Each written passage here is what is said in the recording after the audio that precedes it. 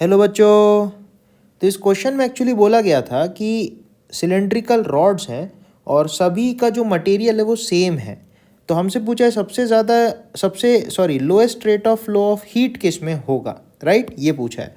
तो कोई भी सिलेंड्रिकल रॉड अगर हमारे पास होती है तो उसमें से जितना भी हीट करंट पास होगा आई अपन लिखते हैं जितना भी टेम्परेचर डिफरेंस होगा अपॉन थर्मल रेसिस्टेंस। तो क्वेश्चन में एक्चुअली बोला था चारों रॉड्स के अक्रॉस थर्मल रेसिस्टेंस जो है वो सेम है। इसका मतलब हम बोल सकते हैं अगर डेल्टा टी सबका सेम है तो I will be inversely proportional to thermal resistance. तो हमको बोला lowest rate of flow of heat किस में होगा, तो हीट सबसे कम उसमें फ्लो होगी जिसमें थर्मल रेजिस्टेंस सबसे ज़्यादा होगा, राइट। तो यहाँ से हमको बताना है कि किस ऑप्शन में सबसे कम rate of flow of heat होगा, राइट। तो आर हमें लिखना पड़ेगा। तो रेसिस्टेंस होता है एल अपॉन के। सबका मटेरियल सेम है तो सबका के सेम होगा, राइट। तो R will be proportional to L upon area.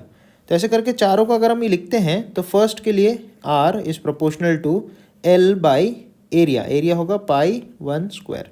Second option के लिए R will be proportional to L upon pi area. Third option के लिए हम बात करें तो R will be proportional to length upon pi R square.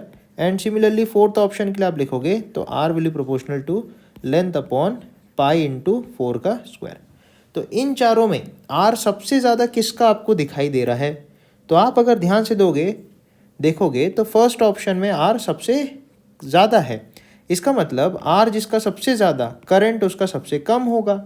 इसलिए हम डेफिनेटली इस क्वेश्चन में बोल सकते हैं कि जो फर्स्ट ऑप्शन है उसमें आर सबसे ज़्यादा है, तो वहाँ पे जो rate of flow of heat होगा, हीट करंट होगा, वो एक्चुअली सबसे कम होगा।